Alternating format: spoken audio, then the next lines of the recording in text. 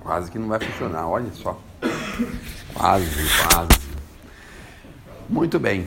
A gente vai ficar com vocês aqui por mais ou menos uma hora. Mas não se assustem que eu vou fazer um esforço bem grande para vocês não perceberem esta uma hora, tá bom?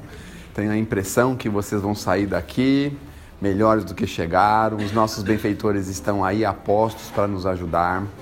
E o trabalho aqui da palestra, algumas pessoas fazem uma espécie de confusão com esse trabalho. Por que nós precisamos estar aqui nesse salão antes de entrarmos lá na sala de passe, na sala onde vamos receber o apoio espiritual? Porque o trabalho tem que ter continuidade. Nós não podemos receber uma ajuda sem a continuidade. Como que é essa continuidade? A continuidade é a seguinte: nós precisamos ventilar os pensamentos, encontrar caminhos, soluções, diretrizes, para que aquilo que para nós está sendo importante, o que foi importante lá, nós possamos aprender a manter. Então, aqui na troca de ideias, aqui na pulverização de ideias, é muito provável que em algum aspecto isso possa nos ajudar a pensar novamente, a repensar algum assunto, a mudar alguma direção, a fazer alguma coisa diferente do que nós estamos fazendo. Porque, em verdade, a renovação é isso. Existe um chavão que o nosso companheiro espiritual Emmanuel nos coloca, que diz assim: ninguém progride sem renovar-se. Então, se nós estamos pensando em progredir, nós precisamos renovar. Mas para renovar, convenhamos, não é uma tarefa muito simples, muito fácil, não é mesmo? Renovar é uma tarefa difícil. Veja quando a gente quer renovar alguma coisa em casa, né? Que a gente quer renovar, mudar, sei lá, uma porta, uma parede, quer trocar um armário, colocar um armário embutido, dá um trabalhão lascado, uma sujeirada lascada, não é? Então isso é só um pequeno exemplo da gente. Então, ao longo dos anos, dos séculos, a gente vai se acomodando a determinados tipos de ideias, de pensamentos, a gente cristaliza o pensamento em determinadas direções, a gente não aceita ideias divergentes, diferentes, a gente começa a conviver assim, meio que fechado num casulo.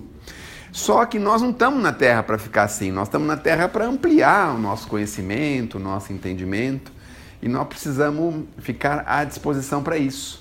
Agora, realmente é difícil, porque a nossa educação é a educação que nos leva sempre a nos fecharmos, não é? Nos isolarmos, a nos acharmos melhores do que os outros. É uma educação que nos mostra uma condição, uma diretriz bastante perigosa. Então nós aprendemos que o sucesso na vida, por exemplo, é ter muito dinheiro, trabalhar em grandes corporações. A gente aprendeu que o sucesso é assim, é ter carros, casas maravilhosas, coisas assim, viagens fenomenais, não é? E devagarzinho nós vamos percebendo que no fundo é uma espécie de brincadeira isso, não é? Porque a gente todos nós vamos sair aqui do corpo físico uma hora, mais cedo, mais tarde. E esses dias até tive um pensamento meio consolador, sabe? Que eu fiquei pensando assim, né? Eu vejo as pessoas viajarem, os amigos, para onde? Vai para a Europa, vai para os Estados Unidos, vai não sei para onde, vai para a África, Tailândia, Japão, sei lá, vai para um monte de lugar, né? Eu falo, meu Deus do céu, eu não consigo sair nem do Ipiranga, Santo Amaro, Vila Mariana, meu Deus do céu, que isso? E se eu desencarnar, a gente desencarnar junto, ele vai com todo esse conhecimento desses lugares, não é?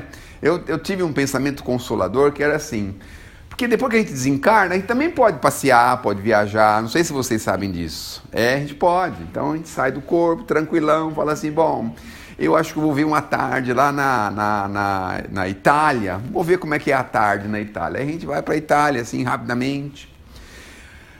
Tá meio estressante aqui na Itália, eu acho que eu vou num templo budista, lá não sei aonde, aí você vai lá pro templo budista, certo? Bom, mas isso é preciso ter um pouco de técnica, não é assim, é mais ou menos que nem andar com um patinete, com bicicleta, você precisa saber como fazer, né? Então, o que me senti confortado é que não importa se a gente viajou o mundo inteiro ou se não saiu do bairro que a gente mora. Eu, graças a Deus, sou uma pessoa privilegiada, porque eu conheço muitos bairros de São Paulo, ó. Conheço Casa Verde, Vila Nova Cachoeirinha, conheço Ipiranga, Sacomã, Vila Mariana, Saúde. Nossa, conheço muita coisa aqui de São Paulo, nasci aqui, né? Nasci lá na Aclimação. E depois fui morar lá em Interlagos, depois trabalhei lá para aquela região, depois vim para a região de cá. Mas o que é legal é que quando a gente sai do corpo físico, a gente sai mais ou menos, todos mais ou menos nas mesmas condições. Que o que é mais importante não é exatamente o que você sabe, mas como você aplica as coisas que você sabe. Isso que é o mais importante. Porque às vezes as pessoas têm uma sabedoria imensa, mas não sabem como usar isso. Não sabem botar isso para fora. Não sabem favorecer ninguém com isso. E aí dá uma confusão, né? E de repente você vai aí, sei lá, faz uma passeio, vai num sítio em Santa Branca. Eu conheço Santa Branca também. Santa Branca é perto de Mogi das Cruzes. Aí você chega lá, vai numa casinha bem simples lá. A senhorinha faz um bolo de milho lá, que você fala, meu Deus do céu, eu nunca comi um bolo de milho igual a esse. Então, aí você fala, você não quer ir para São Paulo, fazer uma casa de bolo, a senhora vai enricar, né, bem rápido. Fala, não, meu filho, tá bom aqui mesmo, com as minhas galinhas, com as minhas coisas, estou sossegado, tá tudo bem, tá tudo certo, não é? Então é como usar o que nós temos, essa é a grande chave. Se a gente tem alguma coisinha que a gente pode dividir, que a gente pode oferecer, nós precisamos fazer isso. Porque não adianta nada a gente ter um monte de conhecimento e isso não aplicar para nada, não adianta. A gente vai até perder isso, né? Vai até largar de lado, vai até esquecer. Então, eu estou confortado com isso, fico feliz quando pego meu carro lá, sossegadão. Para onde vai agora? Vai para Ipiranga, né? Agora, para Casa Verde, vou para Casa Verde. Estou feliz, estou sossegado. Enquanto meus amigos estão tudo passeando, viajando por aí, para todo quanto é lado. Aí depois eu converso com eles, eles me falam que viram o monumento, viram, não sei, tem uma casa, não sei o quê, tem uma macarronada, não sei das quantas, tem não sei o quê. Então aí a gente se enriquece desses conhecimentos também. Então é muito importante que a gente aprenda a praticar o que nós sabemos. E isso é o mais importante do que a gente ter muitas experiências, né? Muito conhecimento. Bom, a gente tinha um tema definido para falar aqui com vocês hoje. E eu quando sentei aqui fiquei morrendo de medo, porque o nosso irmão, vocês viram como ele começou o negócio aqui?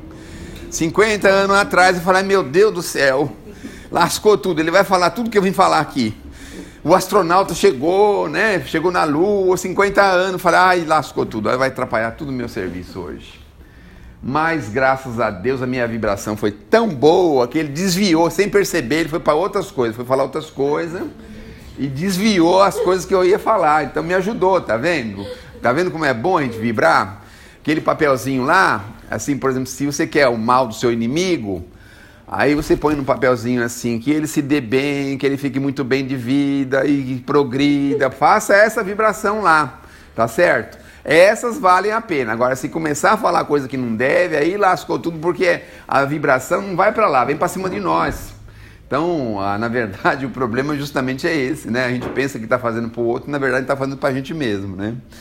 E aí, o que eu ia falar para vocês é o que está sendo muito comentado nos últimos dias, que envolve um pouco da doutrina e envolve o nome santo, sagrado, bendito do Francisco Cândido Xavier. Porque o Chico Xavier falou da data limite. Ele nunca falou nada sobre a data limite. Nunca. O pessoal inventou esse termo, certo? O que ele falou nesse bendito pinga-fogo, é possível vir em outros planetas, mas isso hoje é tão mais concebível para nós, porque pensem bem, gente. Quanto mais o homem conhece o espaço e o universo, mais apavorado ele fica, porque menor ele fica. Então você pensa assim, nossa, nós estamos igual um cisco de areia no meio da praia. Não é nada de acordo com milhões, bilhões de planetas, estrelas, sóis ao nosso redor. Não é nada. Outro dia eu vi uns números aí que eu também achei um pouco exagerado, confesso para vocês. 2 vezes eu achei as coisas exageradas. Uma vez que eu fui na praia, eu também fui na praia. Também fui. Eu não fui para a Itália, nem para os Estados Unidos, mas eu já fui para, onde que era lá? Itanhaém. Era a mesma coisa de ir daqui para os Estados Unidos, é a mesma distância. Porque eu acho que eu levei mais de 10 horas para chegar lá. A senhora tem casa lá em Itanhaém? Não? Não, né? Mas já levou esse tempo. Ah, sua cunhada, Pra ir para lá em algumas datas do ano, você vai ver quanto que... Ai, meu Deus do céu. Bom, Aí eu pergunto para meus filhos, quanto tempo você acha que levou essa viagem? Uns 15 minutos, pai, que foi só o tempo de eu dormir no carro. Aí dorme 10 horas, acorda lá e dá a impressão que não viajou nada, né? A gente que se lasca todinho, né? Mas aí quando um amigo disse assim para mim, olha o que ele falou. Ele falou, você não vai acreditar, rapaz. Eu coloquei mais de 500 caminhão de terra aqui nesse terreno. Aí eu achei exagerado. Aí eu exagerado, 500 caminhão de terra num terreno? Não é muito? Pensa bem. Eu já falei isso aqui? Eu tô ficando meio gagá, viu? De vez em quando eu repito as coisas nos lugares, né? Aí um dia eu tinha um morrinho lá na minha casa, assim, eu ia fazer um negocinho de água, assim, era um negocinho desse tamanho, assim, ó. Ah, vamos tirar pra gente pôr o registro da água. Aí eu resolvi tirar aquele morrinho ali. Eu acho que deu seguramente uns 50 carrinhos de terra, aquele morrinho. Aí eu pensei assim, meu Deus do céu. Esse morrinho aqui quase deu um caminhão de terra, imagine você cobrir um terreno inteiro. Aí eu vi que não era exagero, né? Então, você mexe na terra, parece que ela vai afofando, não acaba nunca. Nunca mexo com isso, viu? Passa cimento em cima, dá um jeito, mas não invente tirar esses morrinhos do caminho, não. Deixa lá, não mexe com essas coisas, não vamos se lascar todinho outra vez. Eu já concluí que eu não posso mexer com essas coisas. Bom, e a outra vez que eu achei que era um exagero, quando o homem falou quantas galáxias que nós temos no universo. E aí eu fiquei pensando, falei, mas que exagero, que isso? Ele falou em torno de 200 mil galáxias. Bilhões. 200 bilhões, é isso? São 300 bilhões de galáxias. O senhor leu a mesma revista que eu, não? Não, foi o Stephen Hawking. Ele, o cientista, parece. Mas vocês pensem bem, uma galáxia. O que é uma galáxia, gente? A gente não consegue imaginar o que é uma galáxia. Aí você imagina, não vamos na conversa desse moço aí não. Ele já foi embora, ele vai confirmar as coisas lá, deixa a gente aqui pisando no chão, certo? Mas vamos imaginar 200 mil igual. 200 mil igual. Vamos imaginar. É uma coisa que não dá para... Aí você fala assim, planeta Terra, onde está? É uma galáxia o planeta? Não! É um negocinho desse tamanho assim, quase caindo fora da galáxia. Eu não sei não, se Deus der uma ajustada no universo, a Terra cai da galáxia, vai parar sei lá onde, pelo amor de Deus. Sabe aquele negócio de mexer no tapete, assim, que você vai mexer, dar uma sacudida nele para tirar um pó? Assim, se você fizer isso no universo, a Terra cai, não sei para onde vai cair, vai sumir aí, sei lá para onde. Então é um negócio impressionante, como nós não somos nada, absolutamente nada. Aí o homem chega aqui e fala assim, fui na Lua. Aí os espíritos devem estar pensando assim, grande coisa. Foi na Lua? Grande coisa, né? Bom, mas por que eu estou falando isso? Porque há muito tempo as pessoas têm curiosidade de saber se existem seres de outros planetas na Terra. Então agora nós temos duas teorias interessantes. Uma foi eu que inventei, e a outra é uma teoria que é, assim, bem doutrinária. Então vamos primeiro para a que eu inventei, tá bom? A que eu inventei é a seguinte. Bom, nós temos esse mundo de planetas, esse mundo de coisas aí dentro da galáxia, certo? Que é longe para chuchu, é 10 mil anos-luz para você atravessar de um lado para o outro, sei lá quantos mil anos-luz. A 300 mil quilômetros por segundo, é um negócio assim que não dá nem para a gente imaginar, não dá nem para pensar. Mas enfim, a gente não consegue ir além da Lua. Eu, por exemplo, assim, o máximo que eu já fui foi em Itanhaém. Agora, Peruíbe é mais longe ou mais perto? Mais longe, então. Eu nem me arrisquei a ir em Peruíbe, porque senão aí era melhor ir para a África, né? Porque eu tenho um cunhado meu que mora em Fortaleza, ele falou assim, se você pegar um avião aqui nessa ponte e for 6 horas, você chega na África. Viajar 6 horas na ponta de Fortaleza, lá numa direção, lá e chega na África. Eu falei, meu Deus do céu. Então, para ir de Itanhaém para Peruíbe, depende do dia, é mais ou menos uma viagem do Brasil para a África. Então, melhor a gente se acalmar, certo? Muito bem. Bom, a minha teoria é o seguinte. A gente não consegue chegar, porque nós temos deficiência de tecnologia, mas não só de tecnologia, de moralidade. Então, Então, se a gente viajar para outro planeta, a ideia que nós vamos fazer lá, vai para a Lua, por exemplo. Eu falo, meu Deus do céu, quanta jazida de alumínio que tem aqui. Olha se a gente levasse esse alumínio. 1 quilo de latinha lá.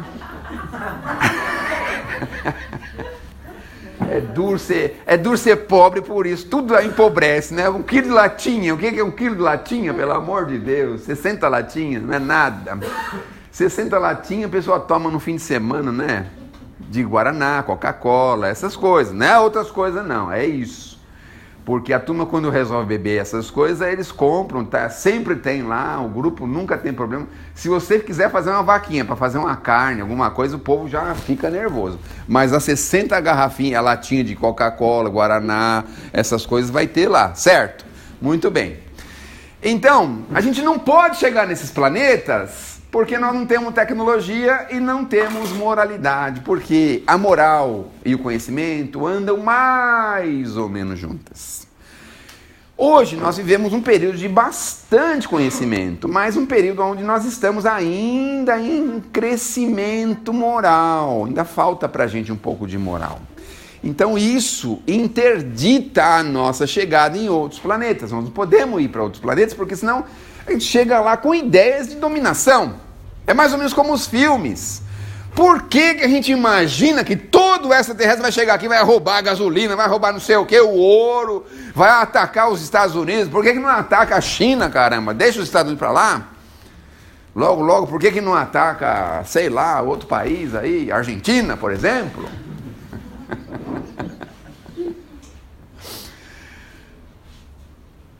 Eu vou fazer um parênteses nessa história da Argentina. Diz que tinham 2 senhores que vieram da Argentina e se perderam aqui, precisavam voltar, não tinha dinheiro. Problema lascado. Aí eles resolveram pedir dinheiro na rua. Aí no final do dia conversaram os dois. Quanto você conseguiu? Consegui R$180. Eu fiz uma plaquinha dizendo que minha família tinha vindo da Argentina e minha família estava passando fome. Conseguiu R$180. Falando, puxa vida, e você? Consegui quase R$20 mil.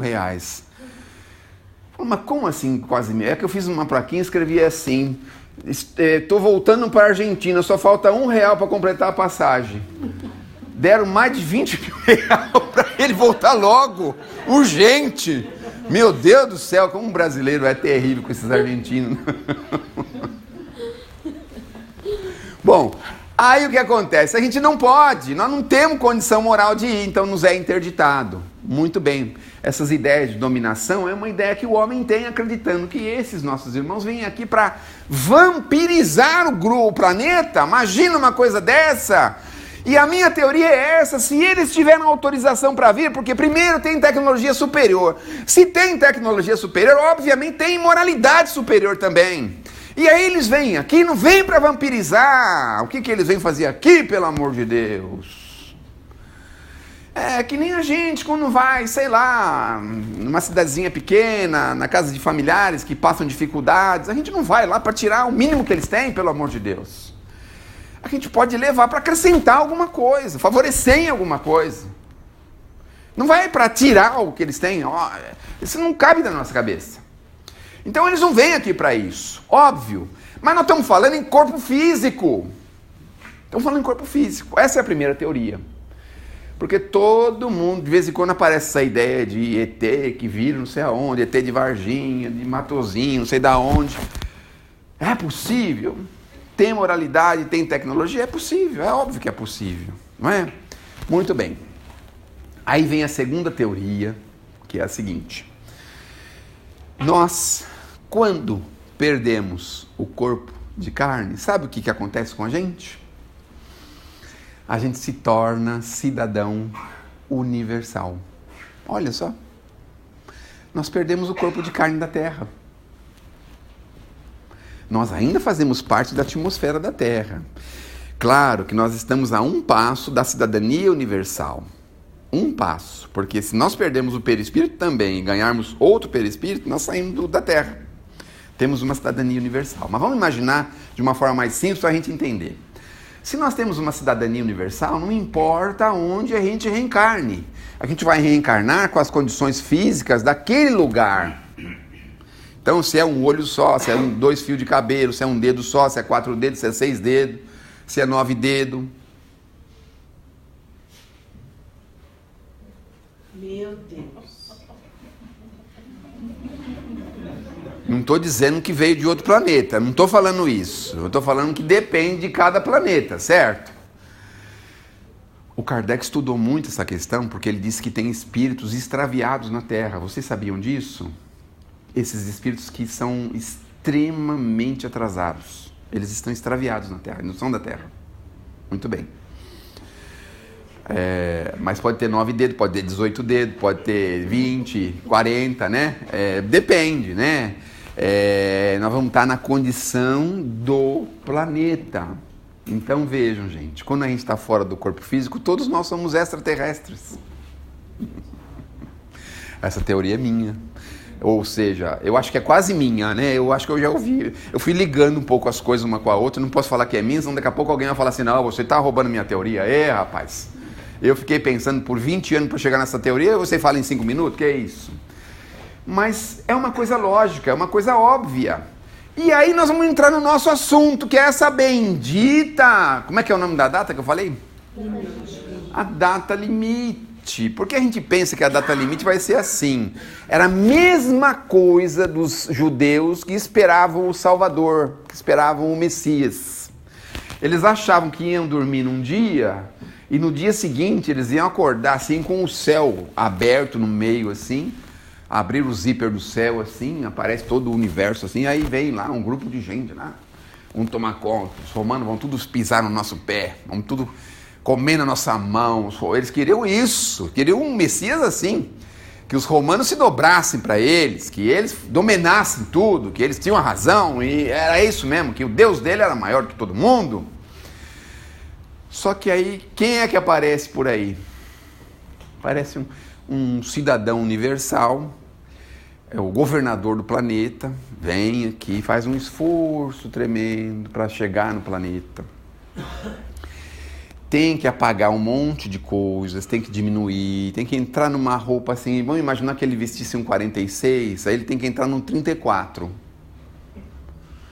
Sabe, foi um sacrifício para ele poder encarnar aqui, mas um sacrifício terrível, aí encarna aqui um... Aí o camarada fala assim, gente, nós precisamos se amar. Os judeus quiseram matar ele de raiva. Mas amar o quê? Amar romano? De jeito nenhum. Vamos pegar esse cara na curva. Aí quiseram arrumar uma armadilha para ele. Olha, o espírito mais evoluído que já passou pela Terra. Olha as brincadeiras que a gente fez com ele.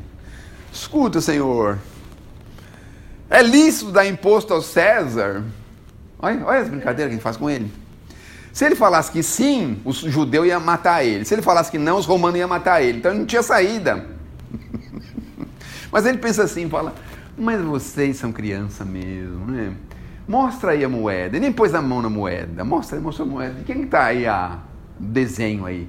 O desenho é do César. Então a moeda é dele. Dá para ele que é dele. Imagina só. Em outra hora levaram lá uma senhora que tinha, sei lá, tido um comportamento duvidoso. E aí colocaram ele de novo, porque pensaram assim, bom, se ele dizer que tem que matar a mulher, que as leis mandam isso, a gente vai dizer, nossa, que homem sensível, né? Meu Deus do céu. E se ele não dizer que não pode matar, ele está contra as leis, então ele não tem saída. Olha só. Aí foi falar isso para ele, o homem mais evoluído que já passou pela Terra, imagina só. As nossas infantilidades foi falar para ele. Sabe o que aconteceu? Ele falou assim, meu Deus do céu, não quero nem falar isso. Começou lá a fazer uns desenhos na areia, uns negócios na areia. Escuta, você tem que dar uma posição, você tem que dar uma posição, você tem que dar uma posição, até que ele dá uma posição e fala, bom, tá bom, vai, vocês querem uma posição, muito bem. As leis mandam, então faz o seguinte, quem tiver condição moral de jogar a primeira pedra, quem nunca errou, quem nunca fez nada errado, faça isso. Quem tem a vida ilibada, a moral ilibada, nunca teve nenhum processo civil, criminal, tributário, trabalhista, nunca nenhum vizinho falou mal, nunca você fez mal pro vizinho, nunca você fez nada, você está limpo, pode jogar. Mas olha, outra pegadinha para ele, veja se pode uma coisa dessa, maior espírito que já passou pela Terra. Então, nós podemos estar aqui. Então vamos voltar na data limite. A data limite significa o seguinte, não é de um dia para o outro, é óbvio. Está sendo preparado há muitos anos, olha, seguramente há 30 anos, uma renovação da Terra. Há 30 anos isso está acontecendo. E vocês sabem por que eu posso dizer isso? Vocês sabem que eu e Luiz Armando temos um programa no rádio. É eu, Luiz Armando e minha esposa, somos nós três. E numa das mensagens que o Chico psicografou de um rapazinho que desencarnou em tenra idade, jovenzinho, ele estava revelando uma coisa que é interessante. Nesses livros as pessoas falam assim, não vou ler esse troço não, é só a gente que, espírito que manda para o pai, para a mãe as informações, mas tem cada coisa reveladora lá, mas cada coisa. Olha o que ele fala. Fala assim, sabe o que aconteceu? Mas você está triste, chateada, mas não se preocupe. A motocicleta não faz mal para ninguém, não fique imaginando que foi a motocicleta, o motor é neutro, mas quem está em cima do motor, quem está em cima da motocicleta é que tem um compromisso, não é o motor que tem, somos nós que temos. Mas eu vou dizer uma coisa para a senhora, sabe o que eu vou dizer? É o seguinte, eu tive um dia um sonho, e eu sonhei com o tio fulano de tal, que já tinha morrido. Fiquei até meio com medo, o tio que já morreu, sonhar com gente morta, né? Alguém já sonhou com gente morta? Já, né? Eu já sonhei também, muita gente morta. Já sonhei também que estavam tentando me matar, que saí correndo. É um negócio impressionante. Os cachorros atrás de mim, essas coisas. Eu falei, meu Deus do céu. Bom, aí o tio falou o seguinte pra mim. Tá muito chato essa conversa? Não? Vocês querem saber o que o tio falou pra ele? Sim. Querem saber? Querem saber? O tio falou assim pra mim. Tem certeza que vocês querem saber? Tem certeza? Conta antes que chama. Antes que chama. Eu tô enrolando pra isso. Tô enrolando pra começar a chamar. Aí o tio falou assim pra mim. Meu filho, é o seguinte. Eu vim te dizer uma coisa. Tenho duas notícias pra te dar. Eu tenho duas notícias pra te dar. O seguinte, você tem um compromisso com as leis maiores da vida em desencarnar com 50 anos, 50 e poucos anos de vida, num acidente automobilístico. Você tem compromisso com o gume, você tem compromisso com o aço, com o ferro, você precisa resolver isso de uma vez por todas. Resolver, limpar. Vou dar um exemplo para vocês. Eu tenho muito esse problema. De vez em quando a gente tem umas pendências que a gente tem que fazer, mas a gente nunca se encoraja em fazer. Aí a gente arruma uma desculpa assim, mas hoje está chovendo muito. Aí no dia seguinte fala, eu vou ficar pensando aqui, como que eu vou resolver? Aí fica em casa, não faz, não resolve. Aí no outro dia você fala assim, bom, deixa eu ver como é que faz. Aí você começa a mexer, mas desanima e para. Uma pendência que você não resolve. Assim acontece com a gente no mundo espiritual. Tem uma pendência que está nos incomodando profundamente e a gente não se encoraja em resolver. Mas depois que a gente resolve é tão gostoso, não é? Tira um peso da cabeça da gente, é um negócio tão gostoso. Bom, aí o tio falou isso pra ele. Você tem um compromisso, 57. Só que tem um detalhe. Qual que era o detalhe? O detalhe é o seguinte. Se você esperar fazer 50 e poucos anos para resolver isso, você não vai poder mais voltar junto da sua família, das pessoas que tanto te amam e que você tanto ama. Ele se assustou, né? Ficou pensando, mas então, e agora? Como é que resolve? Falou, mas aí tem uma opção. Eu não sei por que te deram uma outra opção. Você resolve isso agora, com 20 e poucos anos, um pouco antes dos 20 anos, e aí você ainda tem tempo de voltar na sua família. Porque a partir, olha a informação, olha aí, olha o segredo, olha aí o... Como é que chama o negócio lá? A data limite, olha aí, ó. A partir dos anos 80, iniciou-se um processo de afunilamento de reencarnações. Processo de afunilamento. Porque Jesus tinha dado a oportunidade para todos os espíritos infelizes reencarnarem. Todos. Os mais abjetos, os mais vis, os mais grosseiros, todos tinham a última chance. E a gente tem percebido que muitos não conseguiram aproveitar, Então a gente vê aí esse número imenso de problemas, um número imenso de mortes, especialmente associados às pessoas ligadas à violência. Claro, tem outras pessoas envolvidas, mas a maioria delas envolvidas com isso. Então, a última oportunidade, pessoas envolvidas em escândalos horrorosos, financeiros, olha, coisas... Fico pensando, pessoas já têm tanta riqueza, tanto poder, tanta coisa, ainda vai se envolver com umas coisas que vai gerar um problema enorme por anos e anos a fio, meu Deus do céu. Ainda assim se envolve com essas coisas. Então está se afunilando. Se você desencarnar daqui a 40 anos, 35, 40 anos, o funil vai estar tão estreitinho que você não vai conseguir mais poder escolher a sua família. Aí você vai se distanciar deles. Se você for agora, resolver isso tudo agora, você vai conseguir voltar no seio da sua família, da sua casa. Então, mãe, olha ele dizendo, eu escolhi resolver logo para poder voltar. E aí ele fala uma coisa super confortadora. Olha o que ele fala. A senhora logo, logo vai me ver, vai saber quem eu sou pelos meus costumes de criança. Aí ele deu ainda um exemplo, se não me falha a memória, ele deu um exemplo que era mais ou menos assim. Escorregar de meia no azulejo da cozinha. Era um costume que ele tinha quando era criança. Então, a mãe, né, se encheu de esperança, porque pode não ser a mãe, obviamente não vai ser mais a mãe, mas pode ser um sobrinho querido, pode ser um neto, um bisneto, um filho de volta. Olha só. Então ele já disse que voltaria nessas condições e que ela ia conseguir identificá-lo nessas condições. Mas isso ele falou na década de 90, mais ou menos. Então, da década de 80 para cá, nós estamos percebendo um afunilamento. Essa data limite que todo mundo fala, o que acontece com isso? Cada vez mais espíritos mais preparados estão chegando à Terra.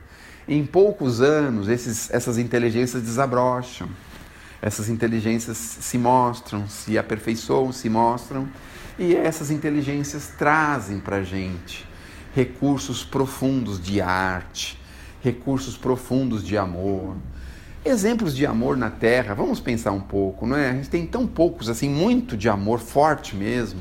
Então a gente vê lá a teoria da não violência do Gandhi, a gente vê lá a Madre Teresa, a gente vê o Chico, meia dúzia de exemplos de amor pela humanidade, profundo. Mas a gente vai ver isso cada vez mais intenso entre as pessoas. A gente vai ver pessoas desenvolvidas na arte, coisas assim tremendas, sensibilidades incríveis.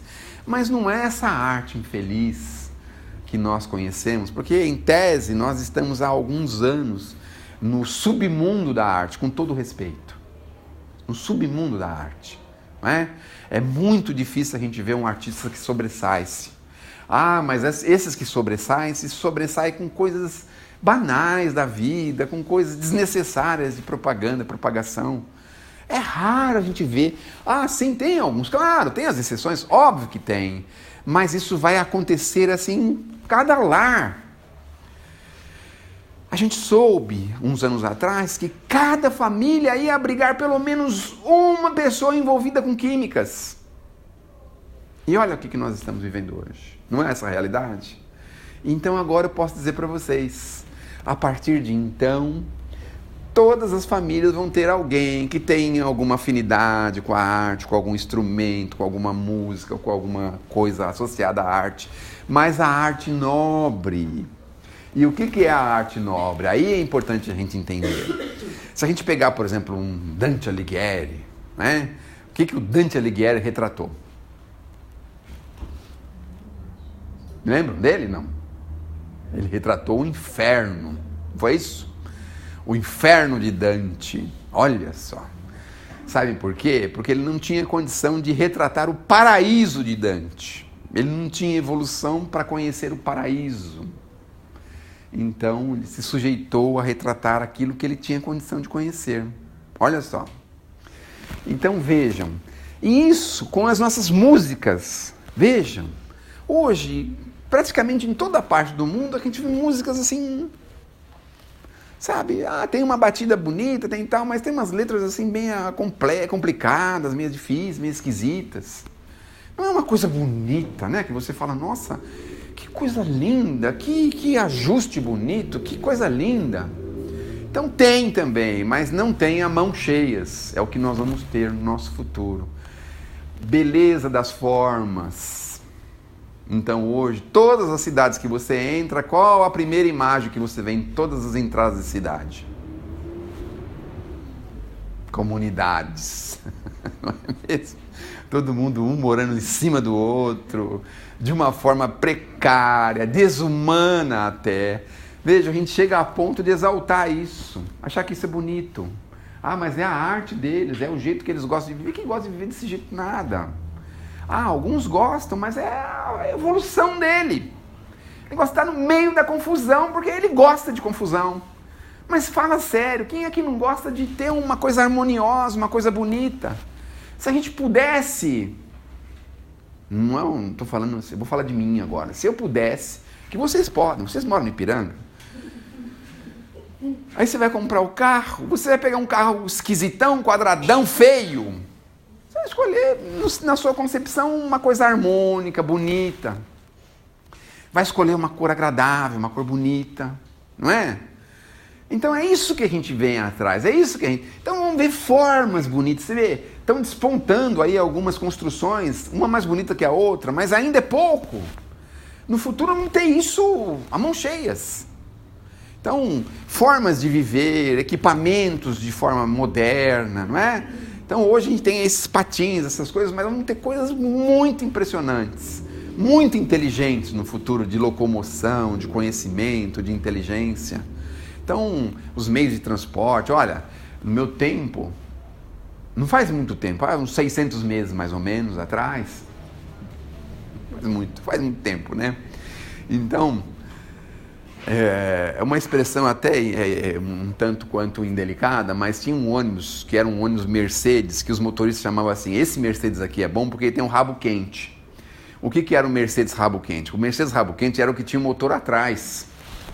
Porque quando o motor era lá na frente, era um verdadeiro inferno aquele troço, porque aquele motor esquentava e ninguém sabia como fazer para aquele calor não entrar no ônibus inteiro, no motor, e derreter as pernas do motorista, de todos os passageiros. Ninguém sabia, mas a gente tinha que andar nele. Andava todo mundo com a cara para fora, com os braços de fora, com o corpo para fora. Tempo de calor, que aquele troço cozinhava qualquer infeliz lá dentro, mas enfim... Hoje, não é? A gente entra nos ônibus, está na sua altura. A gente pegava aquele ônibus, meu Deus do céu. Primeiro que o degrau era desse, quem tinha problema não podia ir no ônibus, meu Deus do céu. E quantas vezes a gente não tinha que empurrar a pessoa para a pessoa.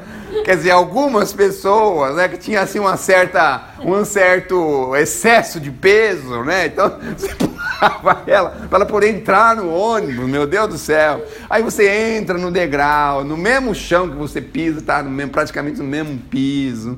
Você vê aí os aparelhos refrigeradores dentro do ônibus, os negocinhos de carregar, os ônibus largos, folgados, grandes, andam rapidamente, vidros maravilhosos, você enxerga a cidade toda. Isso vem se aprimorando e vai se aprimorando cada vez mais. É só um pequeno reflexo do que está chegando.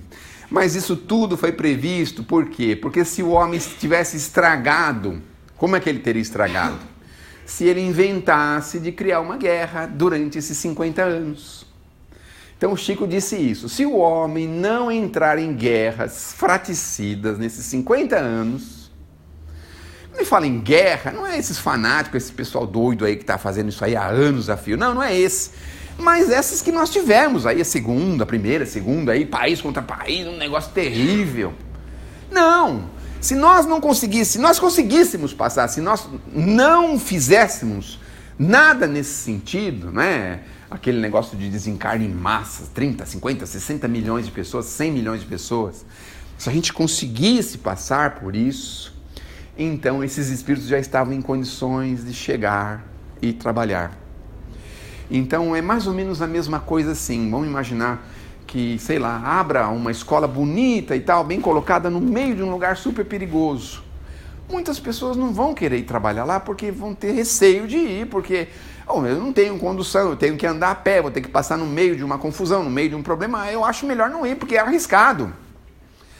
Agora, quando você está num lugar em que tem a devida segurança, a devida iluminação, tudo bonitinho, arrumado, você tem até prazer de ir. Então é mais ou menos o que acontece. Os espíritos recuam diante da maior dificuldade porque eles não precisam passar por isso. Já passaram por isso. Não precisam passar por essas coisas terríveis que muitas vezes a gente é obrigado a ver ainda na televisão, essas coisas terríveis, essas dívidas terríveis que nós temos com o nosso passado, que nos coloca às vezes em situação constrangedora, difícil, complicada. Então a data é essa, basicamente, a partir de então, desta data, começaríamos a trabalhar, e quando a gente chegasse nos 50 anos, sem essa confusão, o mundo ia dar uma evolução, assim, nos próximos 10, 15, 20 anos, que é uma evolução, assim, quase sem precedentes. Então, a gente já pode dar alguns exemplos. A senhora vai chamar alguém? Posso chamar, amor? Fazer o quê, né? 1, 2, 3, 4, branco, os rosas e o amarelo, por favor.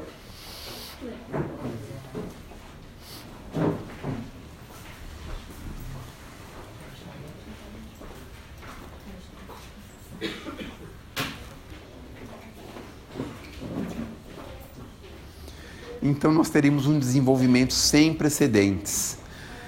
Então hoje a gente ouve falar, não é, dessas tecnologias, por exemplo, de carro autônomo, de equipamentos de voo autônomo. A gente vê essas tecnologias 5G, por exemplo, diz que essa tecnologia vai acabar com um monte de coisas, vai iniciar um monte de outras coisas que a gente não fazia nem ideia. Há 15, 20 anos atrás, quem podia imaginar que a gente ia estar nesse ponto que nós estamos hoje? Não é? Se comunicar de forma tão rápida, de ter um aparelho multiuso para 1 milhão de coisas, que dá para fazer um monte de coisas juntas.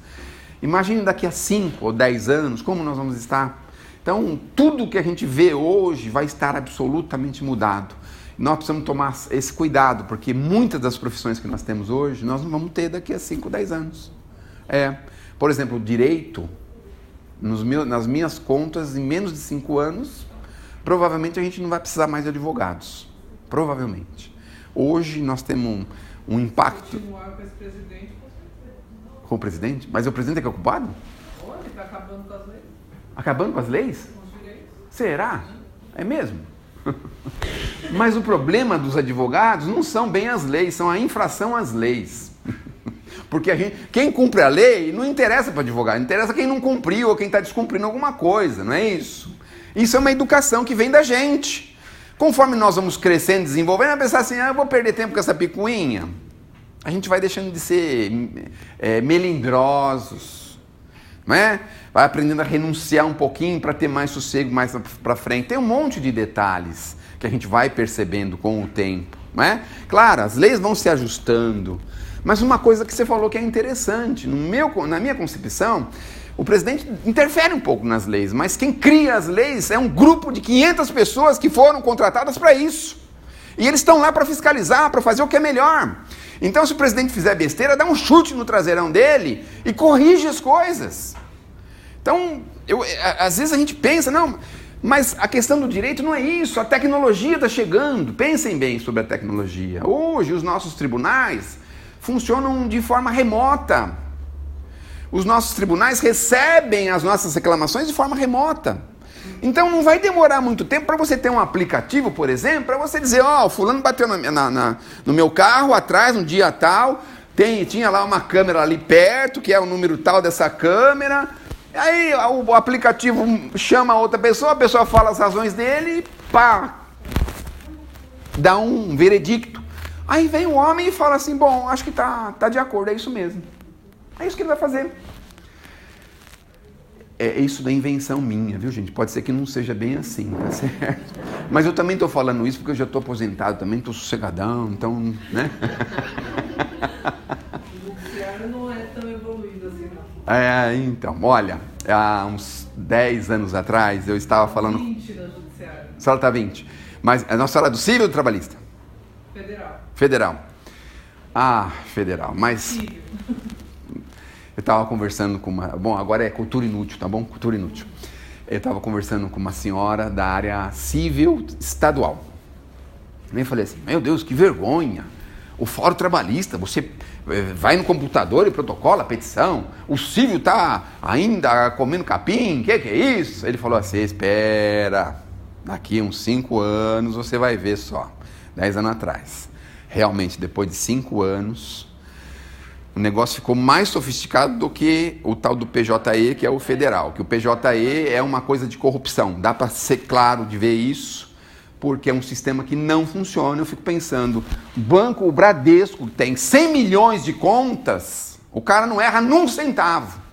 O PJE sai fora do ar, não dá certo com um programa de computador, tem que ter programa específico, tem que ter não sei o quê. Ai, pelo amor de Deus. Mas enfim.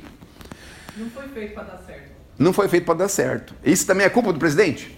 Do tribunal, né? O presidente do tribunal. Esse é do tribunal, não é da República não. Esse é do tribunal. Bom, então, a senhora vai chamar mais gente? Eu já vou terminar, tá bom? Chega dessa ladainha. Não, fica conversando com eles gostam, Sérgio. A senhora quer fazer uma consulta jurídica? Pergunta pra moça aí, ó. Ela tá apta. Pergunta pra moça aí. Então eu vou fazer o seguinte, eu vou chamar só os 5 e 6 brancos. Tá bom, 5 e 6 brancos. Pronto, se livraram, hein? Que bom, graças a Deus, né? Então é isso. Estejamos preparados, não nos assustemos. É claro que tem muita coisa ainda para entrar nos eixos. E olha, gente, o Chico dizia que a reencarnação, o dia que a reencarnação for admitida pela sociedade, pela ciência, de forma profunda e irreversível, vai haver também uma pequena revolução. Porque aí alguns conceitos doutrinários, filosóficos, alguns conceitos religiosos vão ter que ser alterados, não é?